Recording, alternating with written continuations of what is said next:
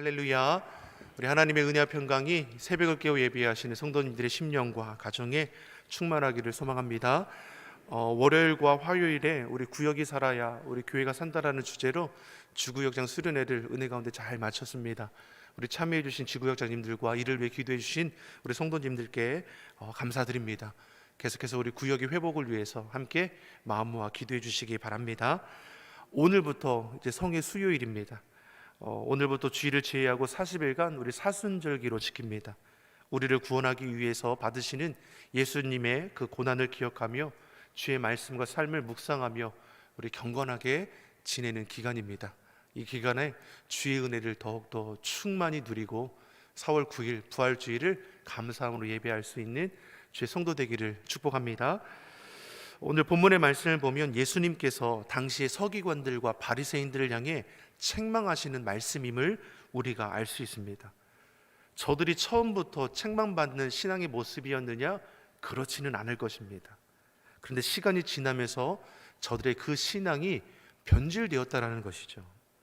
오늘 말씀의 시작이 어떠합니까? 1절과 2절의 말씀을 우리 같이 한번 다시 보겠습니다. 같이 읽겠습니다. 이에 예수께서 무리와 제자들에게 말씀하여 가라사대 서기관들과 바리새인들이 모세의 자리에 앉았으니. 서기관들, 바리새인들은 율법에 정통한 자입니다. 모세의 자리는 이 회당 앞자리에 놓여 있는 높은 의자에 붙어 있는 이름입니다. 이들이 이곳에 앉아서 회당 안에 모여드는 이들에게 율법을 읽고 가르치는 일을 행했다는 것이죠. 서기관들은 하나님의 말씀을 정확하게 해석하여 사람들에게 가르쳐 줄 수 있는 말씀 해석가입니다. 바리새인들은 누구입니까? 서기관들이 해석해 준 이 율법을, 이 모든 규칙과 규례들을 그대로 지키려고 평생에 노력하는 자들이었습니다. 이 둘은 누구입니까? 하나님 보시기에 기쁨이 되어야 할 분들이고 성도들에게는 어떻습니까? 존경받는 인물이라는 것을 우리가 알 수 있습니다. 자, 그런데 문제는 무엇입니까? 이들의 이러한 열심과 수고가 변질됨을 통해서 도리어 거짓 신앙을 대표하는 이들이 되어버렸다라는 것이죠. 3절 이하에 저들을 향해서 예수님께서 하시는 말씀이 무엇입니까? 우리 3절부터 7절까지를 우리 같이 한번 천천히 한번 읽어보겠습니다. 3절부터 7절을 같이 보겠습니다. 그러므로 무엇이든지 저희의 말하는 바는 행하고 지키되 저희의 하는 행위는 본받지 말라. 저희는 말만 하고 행치 아니하며 또 무거운 짐을 묶어 사람의 어깨에 지우되 자기는 이것을 한 손가락도 움직이려 하지 아니하며 저희 모든 행위를 사람에게 보이고자 하여 하나니 곧 그 차는 경문을 넓게 하며 옷을 크게 하고 잔치의 상석과 회당의 상자와 시장에서 문안받는 것과 사람들에게 랍비라 칭함받는 것을 좋아하느니라. 아멘. 저들이 말하는 바는 행하되 저들이 하는 행위는 본받지 말라는 것입니다. 저들이 말하는 바가 무엇입니까? 주의 율법을 말하는 것이죠. 그 말씀은 지켜 행하되 저들이 행위는 본받지 말라는 것이죠.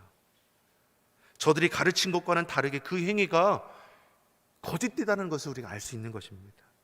자기는 손가락 하나 까딱하지 않으면서 입으로만 사는 사람들이라는 것이죠. 좋은 말은 골라서 하지만 정작 자신을 지켜 살아가지 못하고 있는 것이 주님이 볼 때의 모습이었다는 것입니다.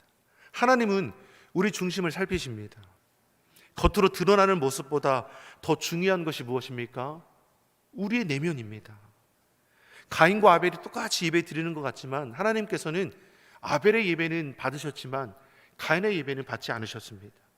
우리가 예배당에 찾아와서 다 같이 예배 드리러 자리에 앉아 있지만 누구의 예배는 하나님께서 기뻐 받으실 수 있는 것이고 누구의 예배는 하나님께서 받지 않으실 수 있다라는 것입니다.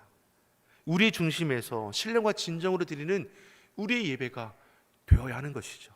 사람에게 보이고자 하는 것, 사람에게 인정받고자 하는 것, 이것이 하나님께 기쁨이 되겠느냐라는 것입니다. 바리새인들과 서기관들은 스스로 모세의 자리에 앉았다라고 했습니다. 스스로 높은 자리에, 잔치의 상석에 앉기를 좋아하고 회당의 높은 자리에 앉기를 즐거워했습니다. 시장에서 사람들이 문안받는 걸 좋아하는 겁니다. 아우 랍비님, 랍비님, 인정받고 존경받는 것을 좋아했다라는 것이죠.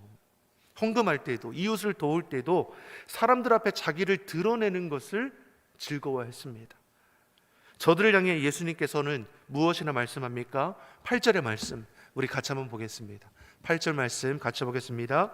그러나 너희는 랍비라 칭함을 받지 말라.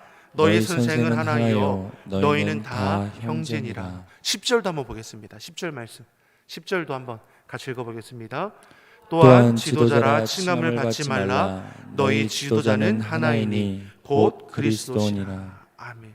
너희는 랍비라, 지도자라 칭함 받는 것을 좋아하지 말라는 겁니다. 그것에 도취되어서 정작 유일하신 선생님 예수님을 바라보지 못하게 되어서 안 된다는 것이죠. 누가 우리의 선생이 되고 누가 우리의 지도자이냐? 예수님 한 분밖에 없음을 말씀합니다. 우리는 특별한 권세와 지위를 누리는 랍비가 아니라 주님 안에서 한 형제이고 자매일 뿐이죠.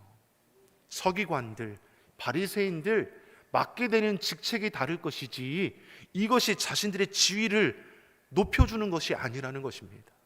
선생, 랍비, 지도자는 오직 예수 그리스도 한 분이시고 우리 모두는 다 무엇입니까? 주님 안에서 형제이고 자매입니다. 하나님 나라에 높고 낮음이 있느냐? 그렇지 않죠. 모두가 하나님의 자녀이고 하나님의 백성일 뿐입니다. 교회 안에서도 목사가 높은 자리입니까? 장로라는 직책이 높은 자리입니까? 안수집사 권사가 높은 자리입니까? 집사와 성도는 낮은 자리입니까? 절대 그렇지 않다라는 것이죠. 높고 낮음이 없는 주님 안에서 한 형제이고 자매일 뿐이죠. 이 세상은 가진 것으로, 배운 것으로 그 지위를 가지고 높고 낮음을 나누어 봅니다. 누가 큰 자입니까? 재물이 많은 자가 큰 자라는 거죠. 누가 큰 자입니까? 지위가 있고 권세가 있는 자들이 이 땅에서는 큰 자라고 말합니다. 근데 주님의 이름으로 모인 교회는 그 기준이 전혀 다릅니다. 주님 안에 누가 큰 자라고 말씀합니까? 섬기는 자, 겸손한 자가 큰 자라고 주님은 우리에게 말씀해 주시는 것이죠. 11절 12절의 말씀을 같이 한번 읽어보겠습니다. 11절 12절 같이 읽겠습니다. 너희 중에 큰 자는 너희를 섬기는 자가 되어야 하리라. 누구든지 자기를 높이는 자는 낮아지고 누구든지 자기를 낮추는 자는 높아지리라. 아멘. 누가 큰 자입니까? 자기를 높이는 자가 아니라 스스로 낮아지는 자가 큰 자라고 말씀합니다. 서기관들, 바리새인들은 스스로 높아지고자 하는 자들로서 이들은 하나님께 받을 상이 없다라고 했습니다. 사랑하는 성도 여러분, 저와 여러분은 스스로 낮아질 수 있는 주의 은혜 가운데 겸손한 자가 되기를 예수님의 이름으로 축원합니다. 많이 배웠다면, 많이 가졌다면, 내 지위가 높다면 그것이 겸손을 위한 도구가 되어야 한다는 것이죠. 가진 재물이 나를 높이는 것이 아니라 이것을 통하여 주의 일에 헌신하게 될 때 내가 높아지는 것이죠. 내가 누리는 이 모든 것은 하나님이 내게 주신 은혜임을 알고 하나님의 사랑을 전하는 섬기기 위한 도구로 쓰여질 수 있기를 예수님의 이름으로 축복합니다. 그래야 그 재물이 우리에게 복이 되는 것이고 우리의 그 지위가 은혜가 되는 것이죠. 13절 이하의 말씀을 보면 예수님은 계속해서 서기관들 바리새인들에게 강도 높은 책망을 하십니다. 책망할 때 저들 앞에 꼭 붙는 단어가 있죠.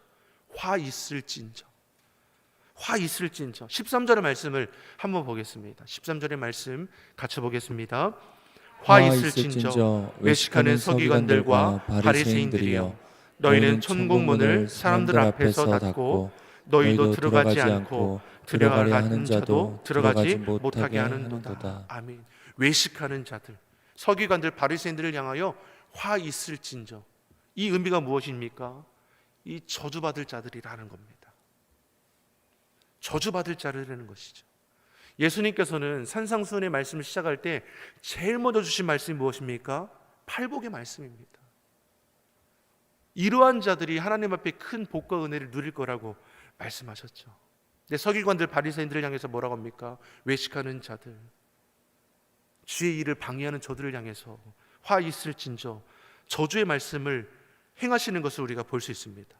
13절 이하의 말씀을 보면 이 화 있을진저라는 단어가 7번이나 반복되어 나옵니다. 그만큼 저들의 위선적인 신앙에 대해서 예수님께서 크게 분노하셨음을 우리에게 가르쳐 주는 것이죠. 예수님께서 이처럼 노를 바라는 이유가 무엇입니까? 저들이 하나님의 율법을 해석하는 자들이고 하나님의 율법을 가르치는 자들입니다. 어떤 의미에서는 무엇입니까? 천국의 열쇠를 맡은 자라고 볼 수 있다는 것이죠. 문제는 저들이 천국문을 여는 것이 아니라 오히려 천국문을 닫아두고 자기도 들어가지 않으면서 들어가는 자들도 들어가지 못하게 하고 있다는 것이죠. 천국문을 닫아놓고 있다는 것이 무엇을 가리킵니까? 주님이 모르는 자들은 믿는 자들을 보며 주의 몸된 교회를 가고 싶고 예수님이 누구인지를 알아가게 되는 것이죠. 믿지 않는 내 남편이 누구를 보고 예수님 앞에 나오겠습니까? 믿는 아내의 모습을 보고 도전을 받고 나오지 않겠습니까? 그런데 우리가 사람들 앞에 본이 되지 않는 행동을 하게 되면 사람들이 우리를 보며 저 사람이 다니는 교회, 저 사람이 믿는 예수님, 나는 다니지도 않고 믿지도 않을 거야. 이런 일들을 하게 된다고 했을 때 오늘 본문의 바리새인들처럼 서기관들처럼 천국문을 닫아놓고 자기도 들어가지 않고 남도 들어가지 못하게 하는 자와 무엇이 다를 바 있겠습니까?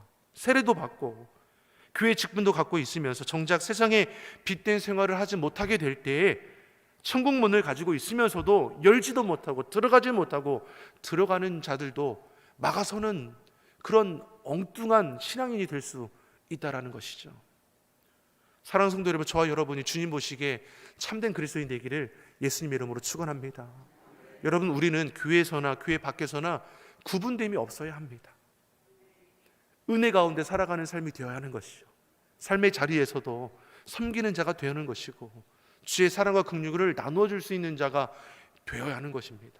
믿지 않는 자들이 믿는 우리를 통해서 위로함을 받아야 하는 것이고 주의 사랑이 무엇인지를 깨달아 알 수 있도록 여러분, 우리가 섬기는 자, 낮아지는 자가 되어야 하는 것이죠. 그래야 천국문을 여는 열쇠를 받은 자로서의 사명을 우리가 온전히 감당할 수 있을 것입니다. 계속해서 서기관들 바리새인들을 향해 책망하는 것을 볼 수 있죠. 우리 두 가지만 더 보겠습니다. 15절의 말씀을 같이 한번 보겠습니다. 15절입니다. 화 있을진저 외시간의 서기관들과 바리새인들이여 너희는 교인 하나를 얻기 위하여 바다와 육지를 두루 다니다가 생기면 너희보다 배나 더 지옥 자식이 되게 하는도다. 자, 이들의 열심과 수고가 대단하죠. 하지만 이들의 열심과 수고가 헛되다는 거죠.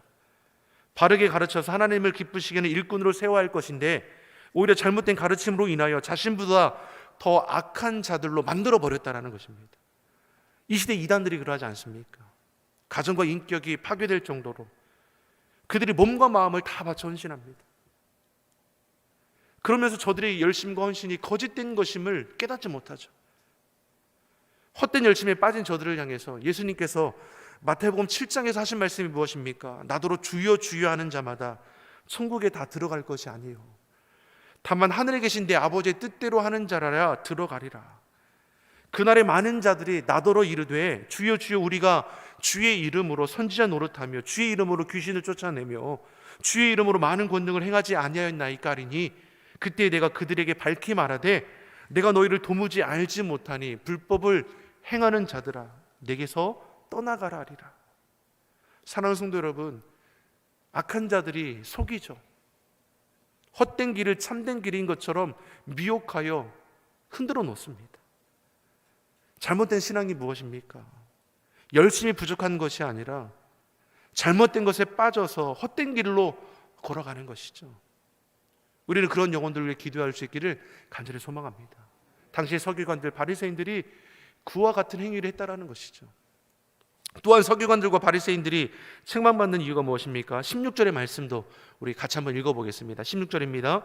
화 있을진저 소경된 인도자여 너희가 말하되 누구든지 성전으로 맹세하면 아무 일 없거니와 성전의 금으로 맹세하면 지킬지라 하는도다. 예수님은 서기관들 바리새인들의 그 위선적인 것을 또다시 지적해 주고 계시죠. 저들은 신앙보다 무엇 더 중요합니까? 금이 더 중요했고 하나님의 백성을 하나님께로 인도하는 것보다 높은 자리에 스스로 올라서 박수를 받고 자기 유익을 얻는 데에 더 우선했다라는 것입니다. 저들을 향해서 주님은 소경된 인도자라고 했습니다. 눈이 멀었던 인도자라는 것이죠. 눈먼 자가 누구를 인도할 수 있겠습니까? 재물을 주님보다 더 좋아하는 자가 어떻게 바른 신앙에 대해서 말할 수 있겠습니까? 사람은 속일 수 있죠. 그러나 하나님은 속일 수 없는 것입니다. 우리 자신을 스스로 속아 넘어갈 수 있지만 하나님은 결코 속여낼 수 없습니다. 이들이 23절의 말씀을 보면 박하와 회양과 근처의 11조까지 드렸습니다. 이게 서기관들과 바리새인들이 율법을 얼마나 철저히 지켰냐면 이 약용식물들, 식재료를 쓸 수 있는 향신료까지도, 그 작은 것까지도 11조로 구별하여 바쳤다라는 것이죠. 그만큼 저들이 율법에 철저했지만, 그런데 문제는 무엇입니까? 23절에 예수님께서 저들에게 하시는 말씀이 이와 같습니다. 23절의 말씀을 같이 한번 보겠습니다. 화 있을진저 외식하는 서기관들과 바리새인들이여, 너희가 박하와 회양과 근처에 11조를 드리되 율법에 더 중한 바 의와 인과 신은 버렸도다. 그러나 이것도 행하고 저것도 버리지 말아야 할지니라. 아멘. 너희들 극히 작은 것까지도 11조로 섬기고 율법에 철저히 지키는 것 같지만 저들이 율법보다 더 중한 바 무엇입니까? 율법에 더 중한 바 의와 인과 신은 버렸다는 것이죠. 행위적인 열심은 너희가 열심하고 있지만 그 안에 하나님의 공의, 하나님의 사랑, 하나님의 신실함은 어디 있냐는 것이죠. 율법의 참된 정신은 잊어버리고 드려지는 형식적인 예물이 무슨 소용이 있겠냐는 것입니다. 예수님께서는 과부의 2렙돈, 그 극히 작은 동전 2개도 기뻐 받으셨습니다. 주님은 우리의 삶을 받기를 원하시고 우리 믿음의 온전한 고백을 받기를 원하십니다. 이 새벽에 우리가 기도할 때 사람의 시선을 우리가 신경 쓰는 것이 아니라 주의 시선에 우리의 마음을 맞춰 나가기를 간절히 소망합니다. 이것도 행하고 저것도 버리지 말라. 우리가 열심하되 무엇을 위한 열심이냐, 우리가 드려지되 무엇을 위해 드려지는 것이냐, 하나님의 우선됨을 결코 잊지 않기를 간절히 소망합니다. 그래서 우리의 헌신과 수고를 통하여 하나님을 기쁘시게 하고 믿지 못하는 영혼을 우리가 구원하는 데 쓰임받을 수 있는 우리 시온속교 온 성도가 되기를 예수님의 이름으로 축원합니다. 기도하겠습니다.